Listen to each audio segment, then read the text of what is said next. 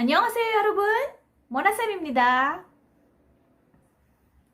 Yorobun, dahil sa ating mga request po, marami kasi pong nagtatanong kung ano ba yung gagawin kapag uuwi na ng Pilipinas. Alright? So, ito po ay para sa mga OFW. Okay? So, uuwi kayo ng Pilipinas for good, natapos na yung kontrata, uuwi. Ngayon, ano ba yung mga dapat nyong i-prepare? Ano yung dapat nyong i-expect? Okay? So, stay lang kayo dyan and pag-uusapan natin yan.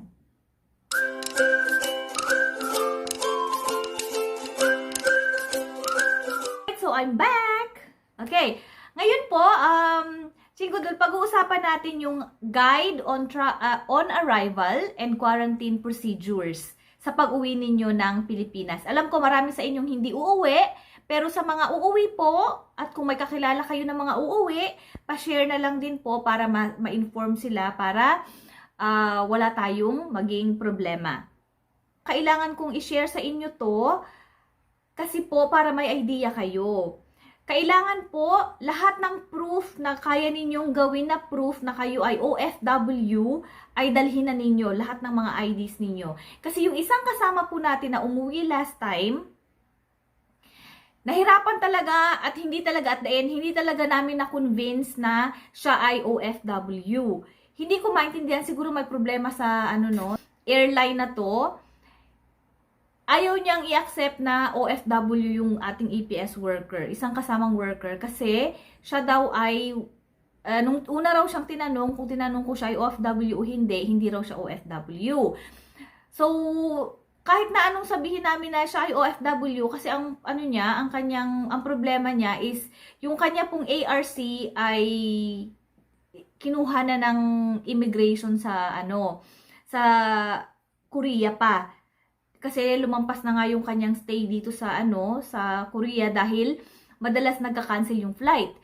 So ang nangyari, ang binigay na lang sa kanya ng immigration ay paper, proof. Pero same din po 'yon, magiging patunay din 'yon na siya ay may ARC at siya ay E9 visa holder. So ang nangyari po, nung pumunta siya ng airport, at yun ang pinakita niya, nanghihingi pa ng supporting document ang check-in counter. So, kailangan daw meron siyang maipakita na meron siyang meron siyang ID na nagpapatunay na siya ay OFW. So, hindi ko maintindihan bakit ganun. Ang sakit sa ulo ng ng check-in counter na yon. Kaya pa-advise po, bago kayo umalis, dalhin niyo lahat ng mga possible IDs na maipapakita ninyo. Okay? So, to continue po, yung kasama natin, kailangan niya, dahil hindi siya considered, ayaw siyang i-consider as OFW dahil nagpaso na rin yung kanyang OWA ID. So, ayaw siyang tanggapin. So, nag-request talaga ang check-in counter na kailangan meron siyang maipakitang booking, hotel booking for 10 days. So, kailangan siyang may hotel booking na ipapakita na reservation. So, bago lang po siya pinayagan na sumakay. Medyo malaki po yung nabayaran niya para sa hotel.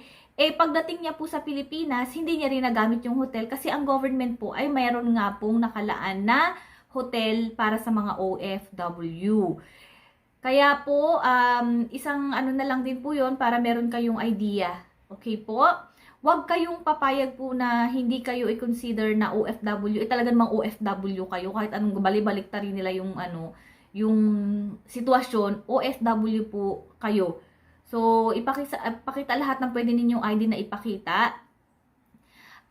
So, yun po Okay, so, mag-proceed na po tayo kung ano ba yung mga dapat ninyong i-expect, ano ba yung mga dapat ninyong gawin bago kayo umalis. Okay, pag sinabi nating OFW, alam na natin yan, Overseas Filipino Workers, is a person from the Philippines who is living and working in another country. So, typically on a temporary basis. So, this includes land-based OFWs and seafarers, sea-based OFWs. Families traveling together with at least one OFW will be considered all OFWs. So, hindi ko alam kung naiintindihan ng check-in counter kung ano ang ibig sabihin ng OFW. Okay po? So, basta kayo ay workers dito, EPS visa holder, kayo po ay OFW. Okay. So, in compliance with Philippine regulations, the Interagency Task Force on the Management of Emerging Infectious Disease, or also known as IATF-EID, has revised the arrival and quarantine protocols for passengers arriving in the Philippines. Eligible travelers are required to undergo a facility-based quarantine while waiting for their RT-PCR test administered on the day 6. So, day 1 po starts on the day of the passenger's arrival. So, pagdating ninyo doon, pagdating nyo sa Pilipinas, pag-arrive ninyo, day 1 yun. So, after 6 days, mag-aano kayo ulit, mag-aantay kayo for the RT and PCR test. Okay po? Okay, bago po kayo lumipad, as early as 3 days, bago kayo mag-depart, bago ang inyong departure, register and accomplish the electronic case investigation form and save the confirmation email and QR code. Okay? I-ano nyo po, i-register and accomplish nyo yung electronic case investigation form at pakisave po ang inyong confirmation email at ang inyong QR code na makukuha dito.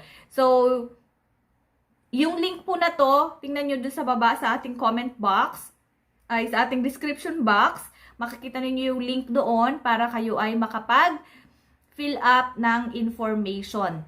Okay? So, 3 days before your departure po.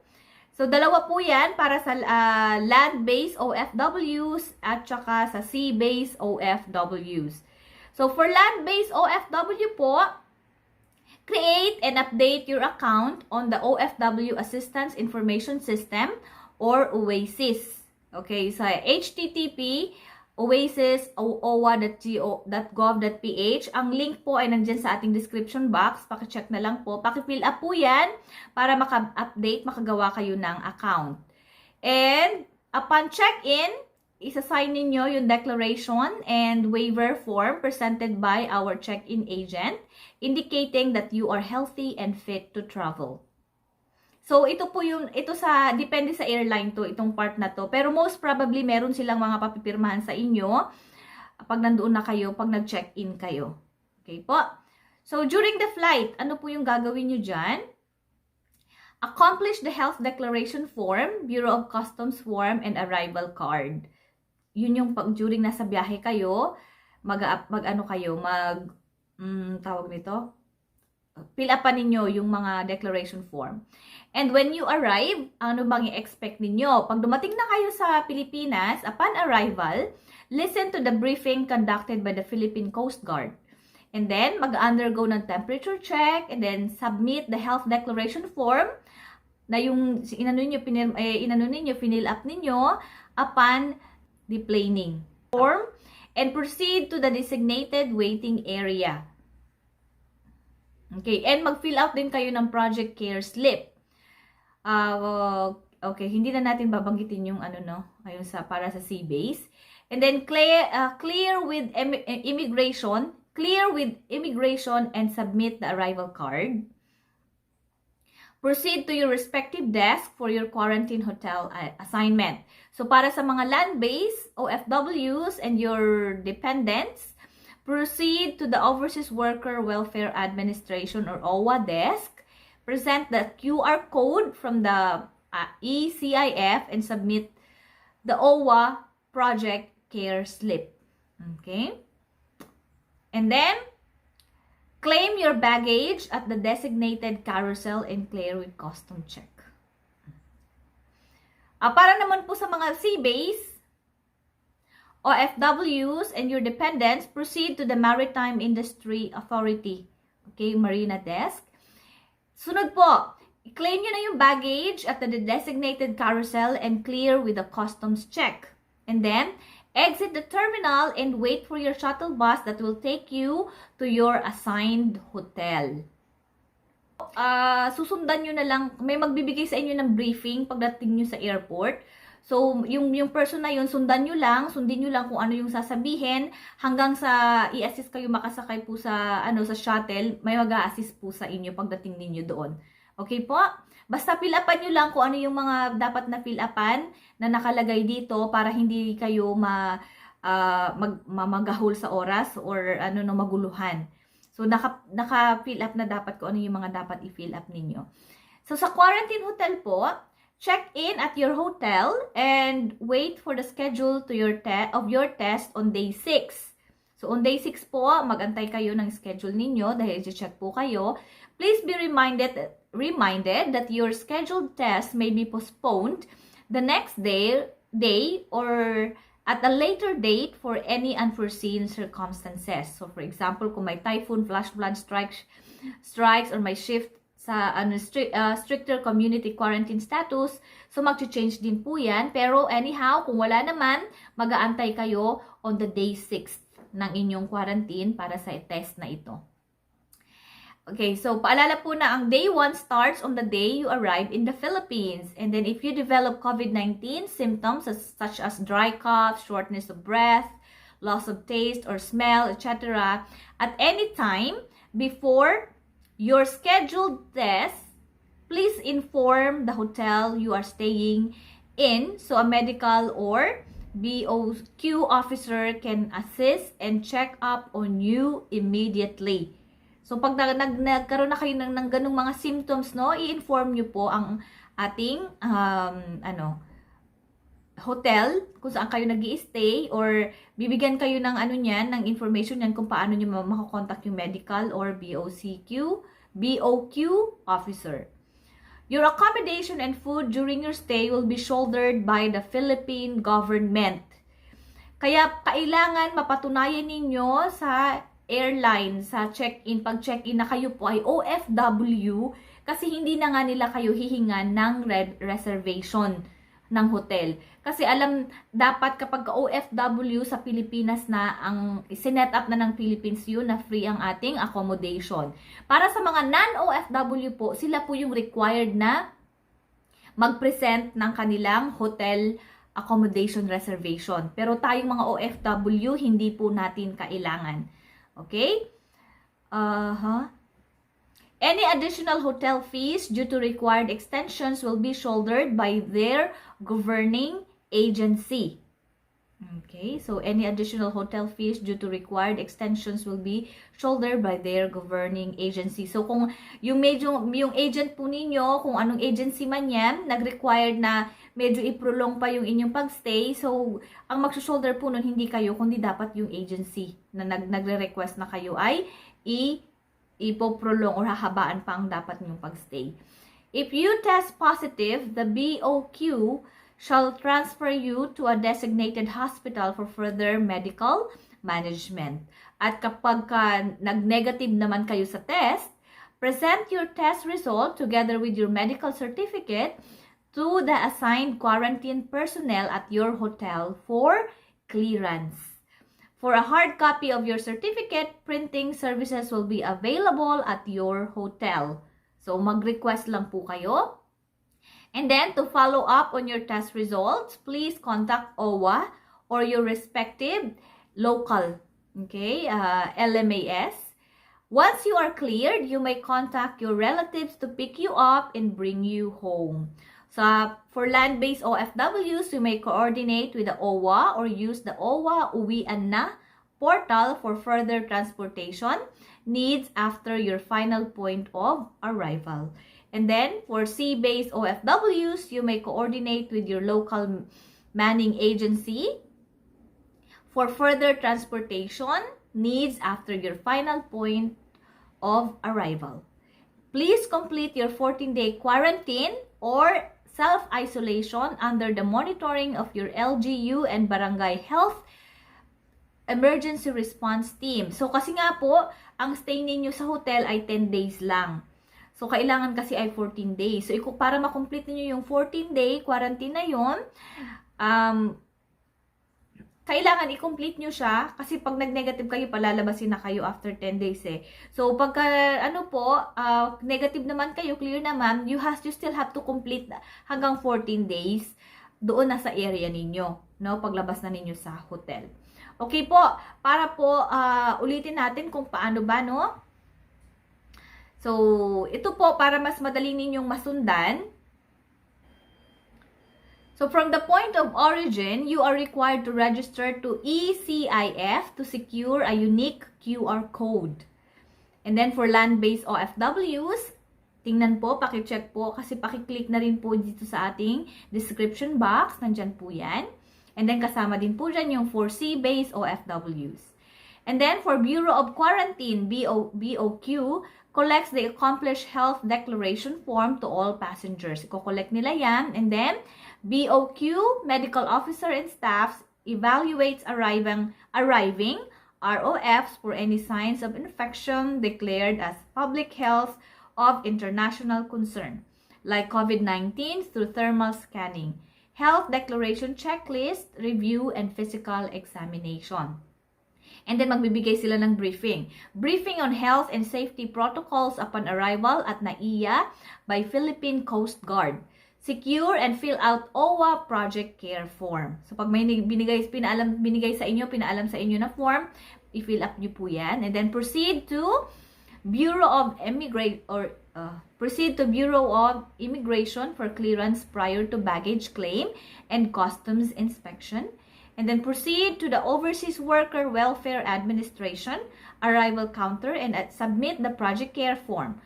For seafarers, proceed to the Maritime Industry Authority Help Desk. For land-based OFWs, your accommodation will be provided free of charge by OWA. For sea-based OFWs, your local manning agency will arrange for your quarantine hotel facility. Note that your date of arrival is day 1. Board designated OWA buses to your assigned quarantine hotel facilities and observe strict quarantine procedure. So, may mag-a-assist po niyan sa inyo pagsakay ninyo sa mga buses, okay?